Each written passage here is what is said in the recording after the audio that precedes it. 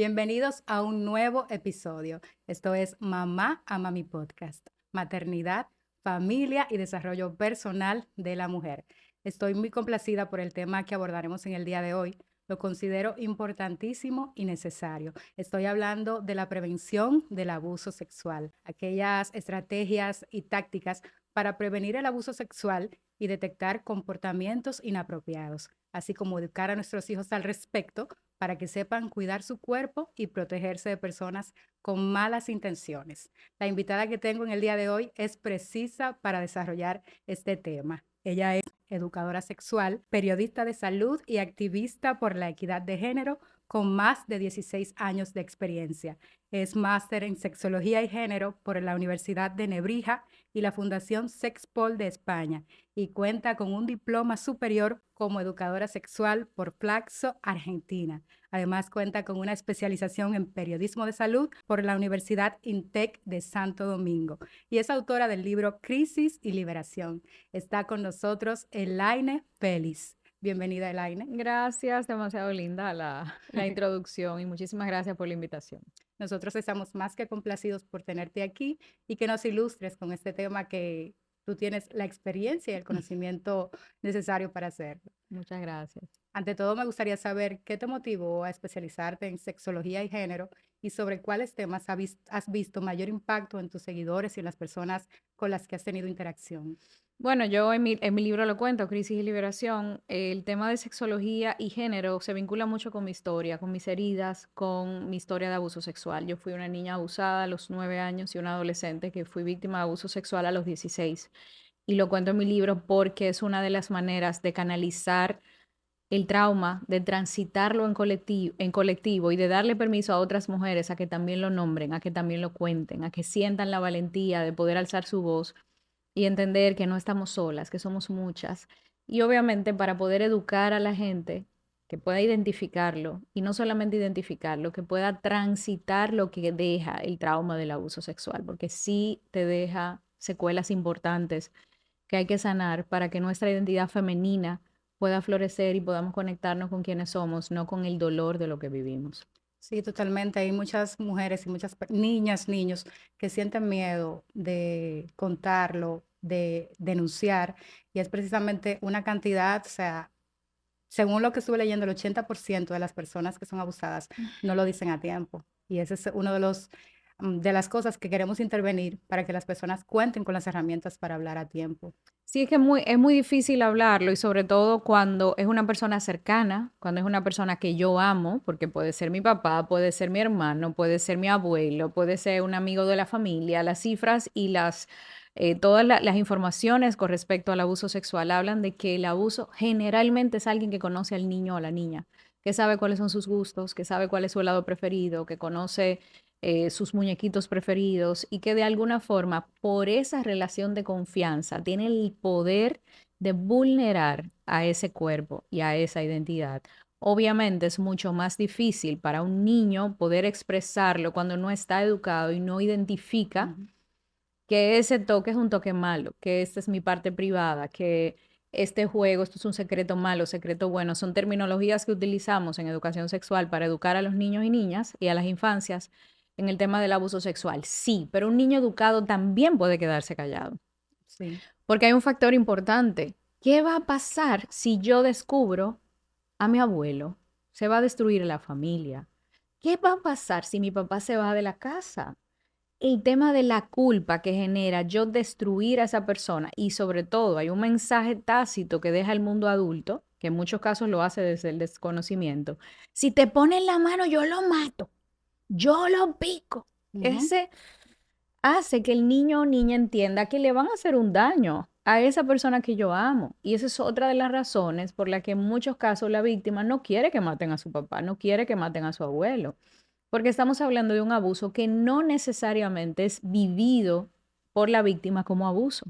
Puede haber muchas maneras de que ese niño no sienta que es abuso, porque el maltratador sabe muy bien cómo manipular y cómo hacer que el niño o niña se quede callado. Sí, para abundar un poco más en este punto, ¿qué podemos decir que es el abuso sexual?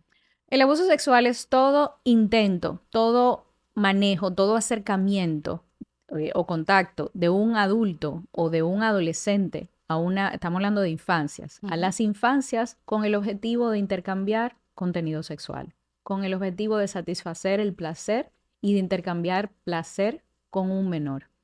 En el caso particular de las infancias, estamos hablando de abuso sexual infantil, pero si estamos hablando de un adulto, es cualquier toque, contacto o comunicación no consentida que tenga una intención sexual hacia una persona que no la ha consentido ni la ha pedido. Indistintamente si hay o no hay penetración. Claro, es que el abuso sexual es una de las cosas que a mí me encanta deconstruir porque en mi área se explica que una relación sexual puede ser penetrativa y no penetrativa. Ujú. Cualquier contacto sexual que tú tengas con alguien con el objetivo de intercambiar y obtener placer es una relación sexual. Y puede ser una conversación, puede ser un beso apasionado, puede ser un toque, puede ser una caricia, puede ser penetración, sexo oral, puede ser penetración anal, puede ser penetración coital. Hay muchas formas de relacionarnos, pero todas son relaciones sexuales. El problema es que cuando no estamos educados en el tema, entendemos una sola manera de relacionarnos. Y desde ahí está la desinformación y sobre todo un manejo totalmente oscurantista de un tema que amerita que podamos hablar de todas las maneras de abuso que existen. ¿Y cuáles son las señales o signos de alerta que los padres y cuidadores debemos tener pendiente frente a los casos de abuso sexual? Mira, en muchos casos los niños y niñas, estamos hablando específicamente de infancia, lo manejan con comportamientos que son bastante simples. Por ejemplo, puede dejar de comer, puede no querer tragar, puede comenzar de nuevo a orinarse en la cama, puede, por ejemplo, comenzar a llorar de una manera repentina frente a un estímulo que no debería implicar ese tipo de llanto, puede específicamente no querer saludar a ese adulto, Ujú. no querer ir a abrazar a ese adulto. En muchos casos de niños que han sido tocados o que han sido, por ejemplo, eh, manipulados sexualmente, puede haber irritación, dolor y molestia en los genitales, que básicamente deberían ser revisados porque a veces los niños no quieren exponer lo que está pasando, pero su cuerpo habla. Sí. En muchos casos hay niños, por ejemplo, que se silencian, que de repente es un niño que dejó de jugar, que dejó de querer la merienda en la tarde. Tú ves que se aísla. El aislamiento en un niño que generalmente no es tímido, que Ujú. son comportamientos importantes que necesitamos comenzar a observar. Pero lo más importante en este tema, y tengo que ser muy enfática, es convertirnos en adultos seguros para los niños, convertirnos en lugares seguros y eso es lo más difícil, porque desde mis prejuicios y desde mis miedos, yo lo que educo es en el miedo. No te dejes poner la mano, muchacha, cuidado, cierra la pierna. ¿Qué hago desde ahí? Lo que hago es que asusto a las infancias. Y es muy difícil que esas infancias se sientan tranquilas de contarme lo que está pasando, porque lo que tienen miedo es justamente de decirlo. Desde ese comportamiento sobre protector, sobre cuidadoso, lo que yo estoy lamentablemente es cortando la comunicación de un tema que amerita ser honestos y entender qué puede pasar. Mira, Elaine, todo eso que estás diciendo me parece sumamente acertado e importante. En mi investigación estuve viendo un caso de un predador sexual llamado Jack Reynolds. Dicen que él fue condenado en los años 80 por haber violado a numerosos niños, abusado sexualmente. Y a él se le preguntó en una entrevista, qué criterios o qué tomas en cuenta para elegir a un niño? Y él lo que dijo fue, yo me enfoco en sus familiares y en su círculo, en su entorno. O sea, si él es parte de una familia cuyos padres son protectores, si representan una amenaza para mí, pues yo no me acerco a ese niño. Pero si yo veo vulnerabilidad en esa familia, si hay una familia a lo mejor fragmentada, una madre que tiene algún tipo de problema a nivel de salud mental o lo que sea, entonces ahí sí yo abordo a ese niño y lo voy conquistando a través del grooming, lo que señalabas anteriormente, un proceso de conocimiento, de ganarse su confianza. Ujú. Entonces, nosotros como padres, ¿cuál debe ser nuestro rol y cómo debemos abordar esas conversaciones en las cuales orientamos a nuestros hijos para que prevengan el abuso sexual? Mira, nosotros como educadores sexuales tenemos que ser muy enfáticos en que en muchos casos no hay formas de prevenirlo.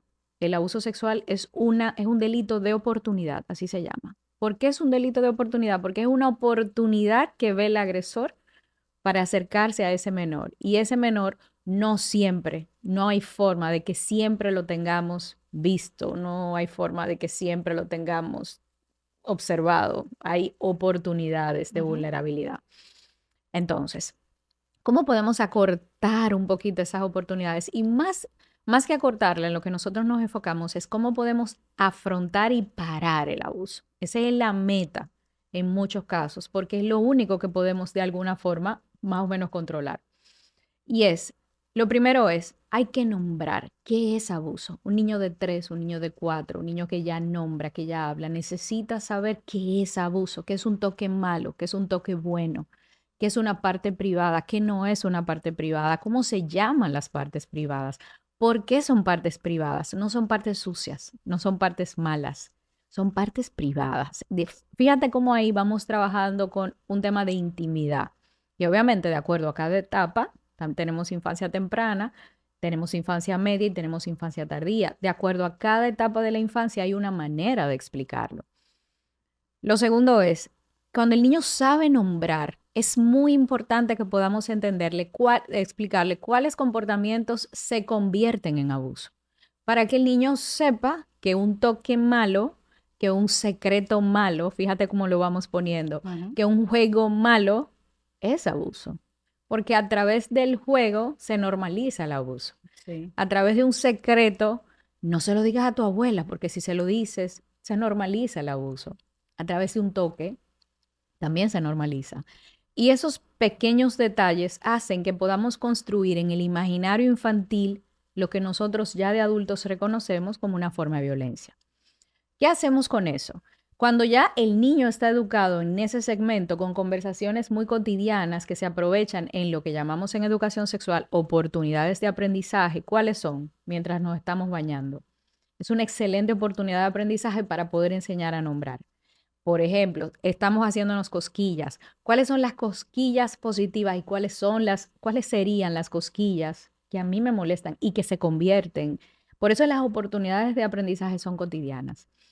Cuando el niño comienza a entender, mamá, no me gusta así, y tú respetas que ese niño te dijo que no le gusta así, no lo sigas molestando, ese niño va a tener la oportunidad porque ya tú le demostraste que contigo se puede hablar del tema y mamá no se pone histérica y se pone verde. Mamá, ¿tú sabes que abuelo me hizo una coquilla mala? Mamá, ¿tú sabes que en el colegio el amiguito me pidió que hiciera ese juego malo? Ese que hablamos, mami, ese. El niño va a comenzar a sentir que contigo se puede hablar de ese tema, pero que no es un gran tema que va a romper esa imagen que tú tienes de él o de ella y que va a romper esa cotidianidad porque es parte de la cotidianidad. Sí. Y para eso yo tengo que educarme. Para eso yo tengo que romper mis propios mitos, mis propios miedos y entender que mis hijos son vulnerables independientemente yo esté o no esté. Y entonces, si se llegara a producir esa conversación en la que el hijo le dice a mamá, a papá, me tocaron de tal forma, el tío, la tía, el amiguito del colegio hizo esto con mi cuerpo, ¿cuál debe ser la reacción de la madre y qué medidas debe tomar en lo adelante? O del cuidador o el padre. Lo más importante es agradecerle a ese menor por habernos contado. Mi amor, gracias por esta información que tú me acabas de dar. Tú no te imaginas lo que yo lo valoro, porque el niño siente que realmente no hizo ningún delito, no rompió a la familia. Le estamos diciendo gracias porque esto me ayuda a poder parar esto que estás viviendo. Lo segundo es creerle. Yo te creo. Yo entiendo que lo que tú me estás diciendo, me lo estás diciendo porque confías en mí y vamos a trabajar juntos para que esto pare.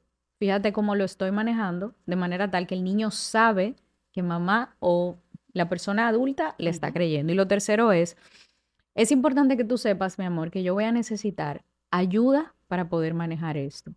Porque para que esto pare, yo necesito que otras personas que son expertos en el tema me puedan ayudar para manejarlo de la mejor manera. Eso quiere decir que posiblemente esta información yo se la tenga que pasar a una psicóloga, es posiblemente que yo tenga que buscar Ujú, ayuda porque mamá no sabe qué hacer siempre frente a estas situaciones.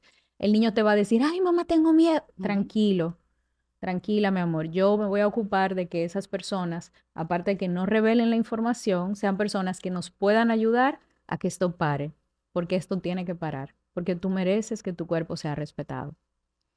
Mira, hay muchos casos en que se produce en la familia, hay que tomar medidas. En tu experiencia, ¿qué sucede con esos casos cuando hay personas de poder, instituciones y demás? Bueno, lo que generalmente hace el poder y es básicamente utilizarlo para su beneficio, para que la reputación, que es lo más importante, no se rompa, para que la reputación siga siendo impecable a pesar del infierno que está viviendo esa familia y ese menor, porque donde hay abuso, hay un infierno, hay una situación de mucho dolor, de mucha tortura.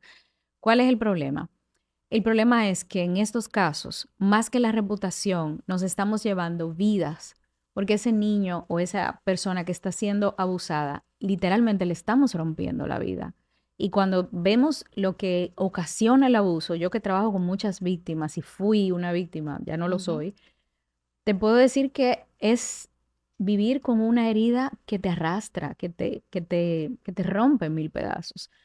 El problema es que si el mundo adulto no entiende que se hace cómplice cuando silencia estos casos, que se hace cómplice de ese dolor, lamentablemente desde la ignorancia está reproduciéndolo. Porque si yo me callo, si yo silencio, si no dejo que el régimen de consecuencias se ocupe de esa persona, estoy siendo cómplice porque esa persona que está abusando no solamente está abusando de ese niño, posiblemente es Ujú. una de las tantas víctimas que esa persona lamentablemente está utilizando. Y es una de las cosas que nosotros en educación sexual siempre trabajamos, que el silencio lo que hace es que alimenta y sostiene el régimen de maltrato y de abuso a las infancias y a los adolescentes que lamentablemente no tienen voz en un sistema adultocéntrico. Dices que es importante denunciar y que esas personas, por lo general, no, no se trata de un caso aislado, sino que tienen un comportamiento repetitivo. Entonces, ¿cuáles son los perfiles de los agresores sexuales y Hmm. qué los lleva a abusar de un niño? Mira, el tema de decirte los perfiles es bastante, sería bastante osado de cualquier profesional porque cualquier persona puede ser maltratador, cualquier persona puede ser un abusador sexual y las cifras lo revelan. Estamos hablando de que puede ser un padre de familia, puede ser una persona con una vida normal, Ujú, entre comillas y corchetes, donde lamentablemente esa persona maneja aparte de una distorsión de la orientación del deseo sexual, porque un adulto que sienta atracción por un menor, estamos hablando de una parafilia, estamos hablando de una distorsión de la orientación del deseo. de algo que no es normal. Obviamente, estamos hablando de que está utilizando su poder para violentar un cuerpo que no tiene ni la madurez ni la capacidad de dar consentimiento sexual. Y se puede regenerar un agresor sexual.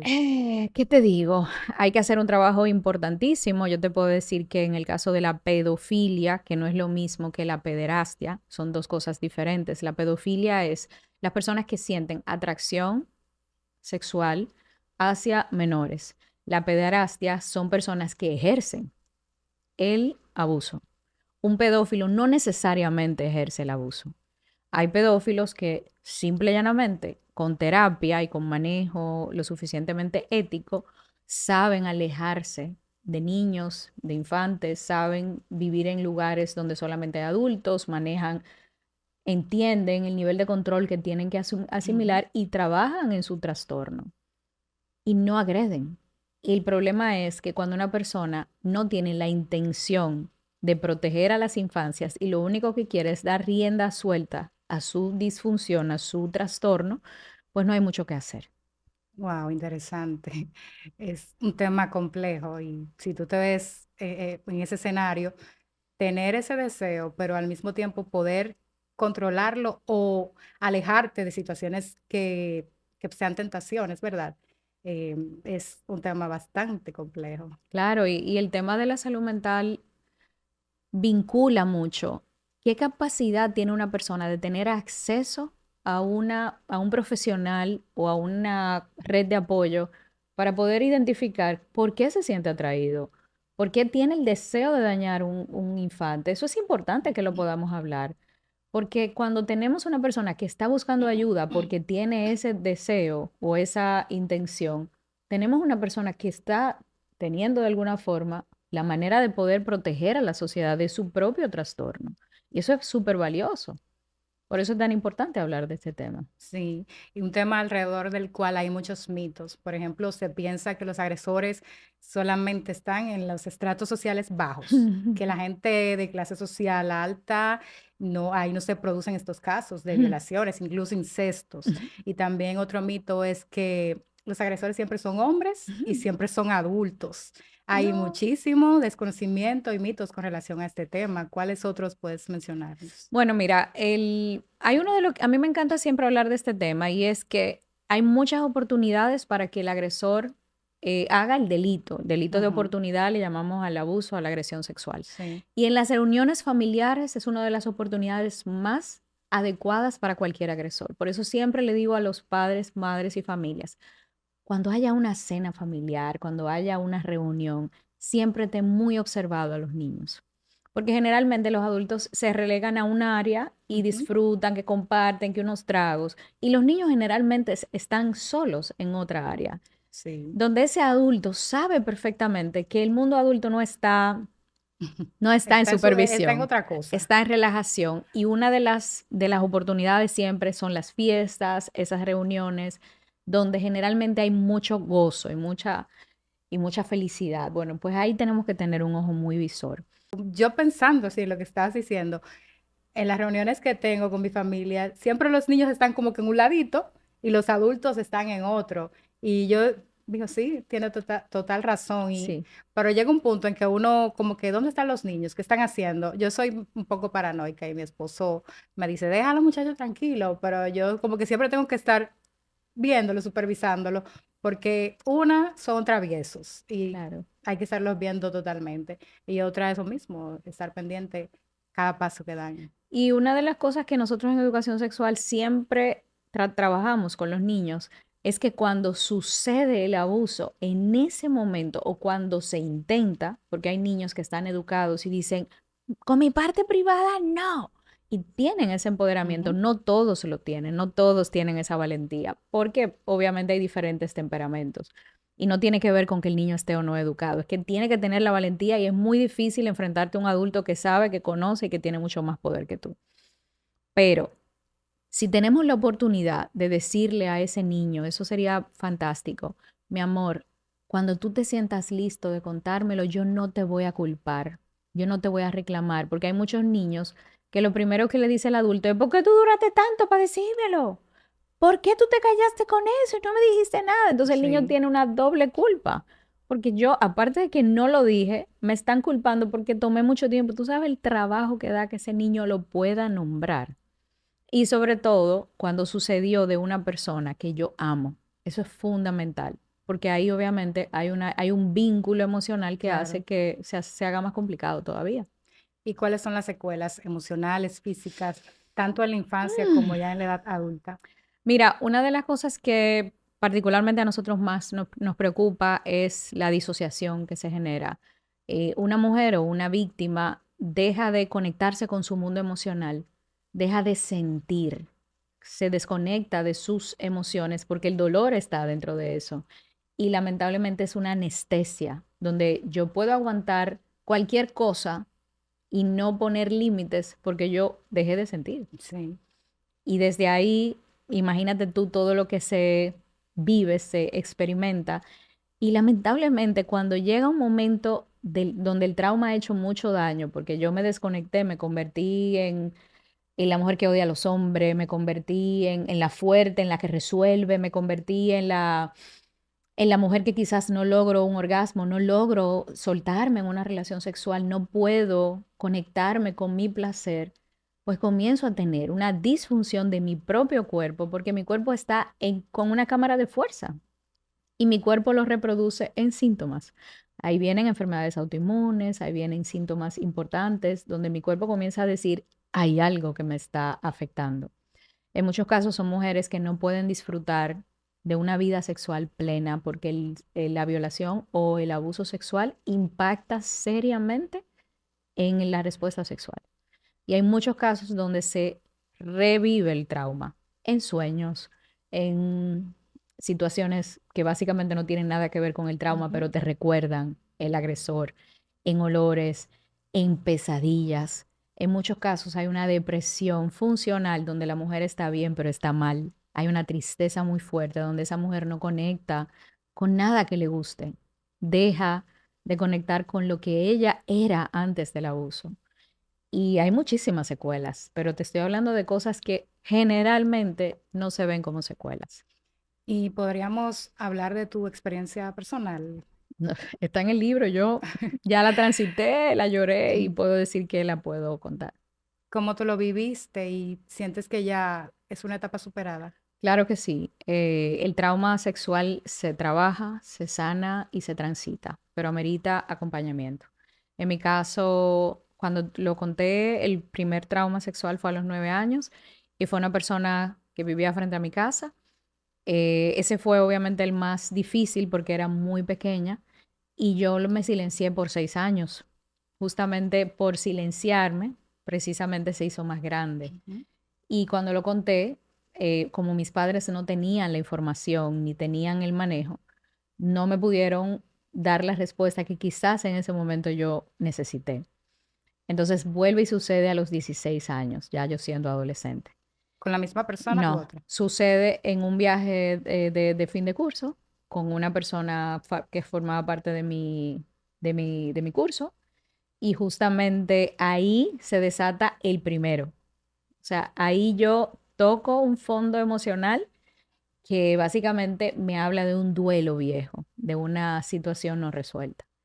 Entonces, en ese momento busqué ayuda, pero no lo profundicé porque era muy joven, pero sí toqué un fondo muy, muy difícil porque obviamente me revivió una situación que tampoco había resuelto. Y desde ahí viene mi pasión y mi deseo por profundizar, por entender el tema de la sexualidad. Hace recientemente fue aprobado el Código Penal. Con relación a a este código que se aprobó y los delitos de violación sexual, abuso sexual, ¿piensas que es lo suficientemente robusto y que protege a las víctimas? No, evidentemente no. Y de alguna forma nosotros como sociedad hemos reclamado, porque en las redes hay muchas voces que están reclamando, que básicamente se quedan vulnerados los cuerpos de las víctimas y sobre todo de las mujeres. Y estamos viendo como la sociedad ya entiende Ujú. que no es el código que merecemos y ya entiende que hay temas que faltan. Y el tema del abuso sexual es un tema que necesita que obviamente le podamos dar la importancia que tiene.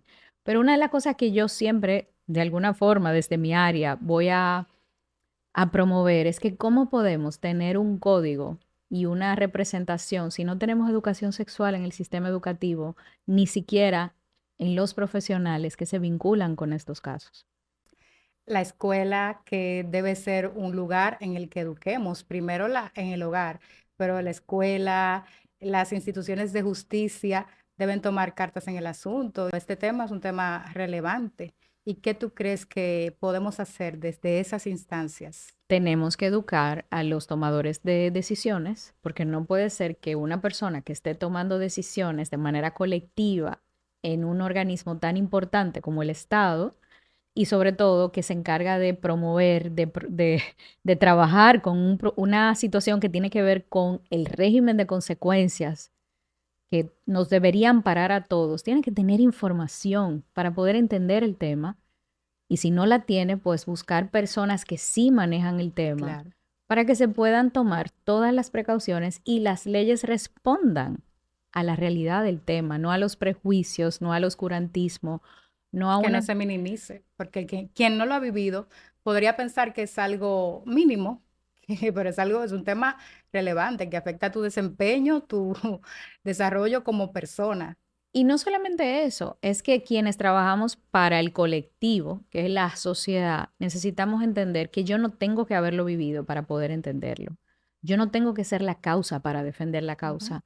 Yo sí tengo que entender la causa y tengo que empaparme en la causa y obviamente responder a una sociedad que está contando conmigo para que yo pueda proteger sus derechos. Entonces, ahí estamos hablando de educación, estamos hablando de información, de profesionalidad y eso son cosas que tenemos una tarea pendiente. Una tarea bastante ardua. Y volviendo al código, este también excluyó las tres causales del aborto. ¿Y cómo tú ves esto desde una perspectiva de derechos y protección a las víctimas? Bueno, el derecho a una mujer a decidir en las tres causales no debería estar en discusión. Nosotros somos de los dos países que tenemos todavía ese oscurantismo y esa situación que lamentablemente sigue poniendo en tela de juicio situaciones tan puntuales como las tres causales, que no deberíamos estar discutiendo este tema en un país que dice y promueve el progreso social y sobre todo que está enmarcado hacia el crecimiento de la sociedad en la que habitamos. Pero no podemos tener crecimiento. Es que el crecimiento no es el Producto Interno Bruto, no es la cantidad de edificios, no es que hacemos túneles, no. El Producto Interno Bruto es una parte la cantidad de edificaciones que podemos tener, sí, pero la calidad de vida de las personas, la seguridad que esas personas sienten frente a un Estado que ampara, reconoce y vela por sus derechos, es parte del crecimiento, porque la sociedad se conforma de personas, Sí. no de carros ni de edificios, y esas personas necesitan sentir que realmente si una mujer está siendo violada, si hay un feto un embrión que es incompatible con la vida, lo que plantea las tres causales no debería estar discutiéndose. Bueno, es una batalla con instituciones como la iglesia, otras que son pro vida, pero Si estamos, y esa es la parte que de alguna forma en mi entrenamiento nos deja muy claro, yo tengo que vincularme con personas de diferentes ideologías, de ujú, diferentes religiones, de diferentes países, pero el virus del papiloma humano te va a dar igual, va a tener las secuelas y tú puedes tener cepas oncogénicas. ¿Qué quiere decir eso? Independientemente de tus ideologías, hay una situación que tenemos que resolver. Eso quiere decir que desde mi área yo tengo que trabajar de manera plural para que mis resultados puedan ser efectivos independientemente de las ideologías personales de cada quien. ujú. Eso debe también impactar en las leyes, porque si yo voy a legislar desde mi religiosidad y desde mi ideología, yo estoy excluyendo a todas las personas que no piensan como yo y no estoy haciendo un buen uso de una ley colectiva. ¿Y tú piensas que minimizar delitos como agresiones sexuales dentro del matrimonio, que es un tema también que se ha discutido bastante y hemos escuchado opiniones que nos han dejado boquiabiertos, en mi caso puedo decirlo, piensas que es una forma de perpetrar el machismo en el país? Claro que sí, no solamente eso, sino de decir expresamente cómo la ignorancia sigue gobernando. Porque una persona que esté desde un puesto de poder, de tomador de decisión, y pueda expresarse abiertamente con ese nivel de ignorancia de un tema tan importante y tan básico, habla de una deficiencia y una tarea pendiente que tiene el Estado. Porque esa persona que fue seleccionada para proteger mis derechos, lo que está haciendo es normalizando la violación de mis derechos. Ujú. Entender que el matrimonio es una transacción donde se compran cuerpos femeninos para tener sexo es una Una barbaridad. de las barbaridades más grandes que lamentablemente estamos escuchando en un país donde deberíamos tener esto ya claro y deberíamos haber superado ese nivel de oscurantismo. ¿Tú piensas que no estamos educando suficientemente bien a los niños, a los hombres en el caso específico, para no violentar a las mujeres? Es que sin educación sexual no podemos educar a los hombres, porque la educación sexual es justamente una de las piezas básicas para que la masculinidad entienda que ser hombre no es penetrar, proveer y proteger, que ser hombre es ser humano, que los cuerpos no se No son usan, posesiones tampoco. exacto, no se poseen, Y sobre todo, que ser hombre no es agredir, no es ser el que siempre está dispuesto 24/7, no es el que siempre busca la manera de satisfacer su deseo. Eso hace la educación sexual. Educar la masculinidad para que pueda entender qué es ser persona. Ujú. Pero cuando tenemos un sistema que se niega a que la educación sexual se pueda dar en cualquier segmento educativo como una parte importante de la formación de las infancias, por miedo a que las infancias se empoderen y entiendan qué es abuso, qué es violencia. Sí. Entonces, lamentablemente, vamos a seguir sosteniendo los sistemas de discriminación como el machismo y el adultocentrismo, que en este caso se da precisamente por la ignorancia. Elaine, y desde tu experiencia, tú que lo viviste, que aprendiste, que has ayudado a otras tantas personas, ¿qué ha sido lo más difícil para ti al hablar con tus hijos de prevención sexual, de educación sexual y prevención del abuso sexual? Mira, para mí lo más difícil siempre va a ser encontrarme a una víctima que no puede, no tiene una red de apoyo, que no puede decirlo, que no puede contarlo, porque lamentablemente no tiene red de apoyo, porque está muy vulnerable y lamentablemente no hay forma de que esa víctima pueda contar con un estado que le dé el seguimiento y que pueda, Ujú. vamos a decir que parar la situación, porque sabemos muy bien, o por lo menos yo que trabajo con este tema, los obstáculos que hay a nivel del sistema. Entonces, yo que me muevo en muchas comunidades, comunidades muy comprimidas económicamente, donde las necesidades básicas son bastante insatisfechas, el abuso sexual es uno de los protagonistas de esas situaciones.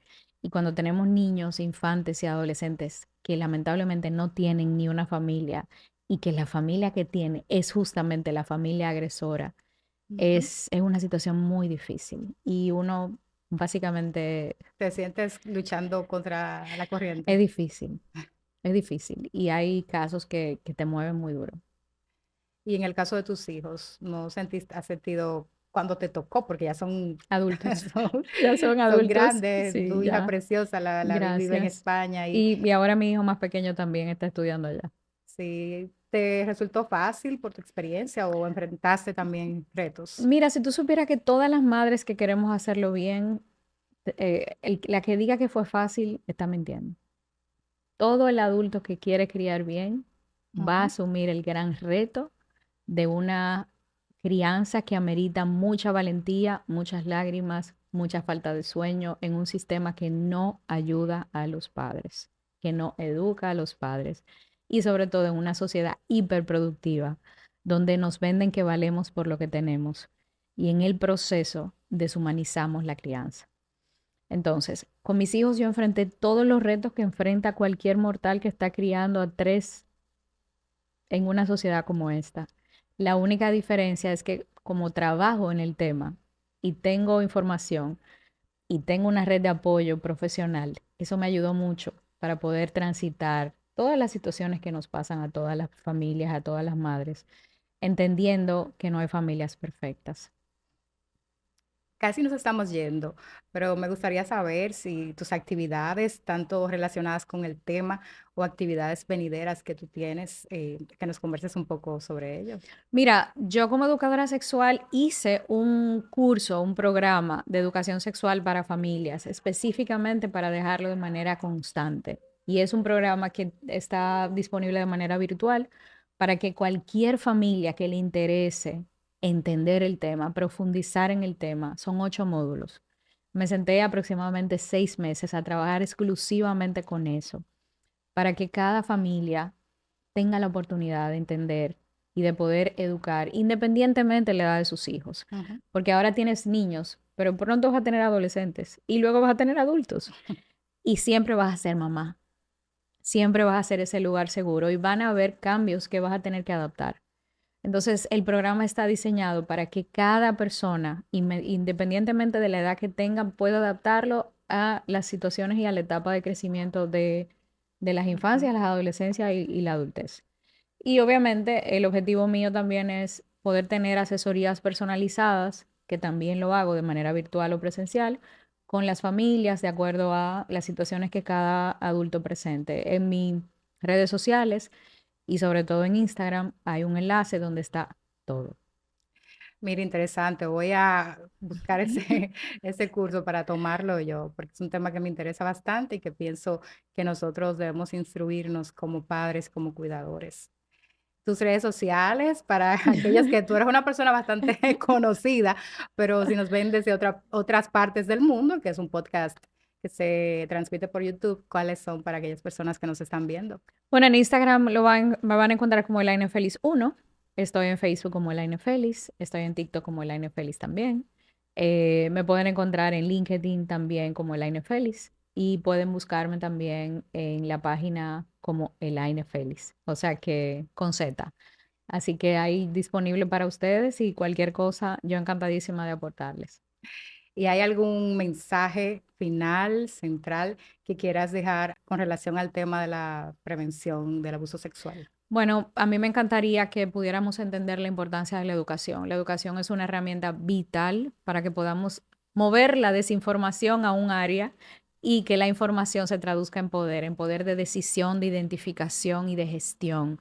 Porque de la única manera que podemos eliminar el oscurantismo que sigue dominando en muchas familias, en muchos sistemas y en el Estado desde las leyes, es entendiendo el daño que hace un tema tan delicado como el abuso. No estamos hablando de un tema simple, estamos hablando de un tema que impacta vidas y que bloquea el bienestar de mucha gente.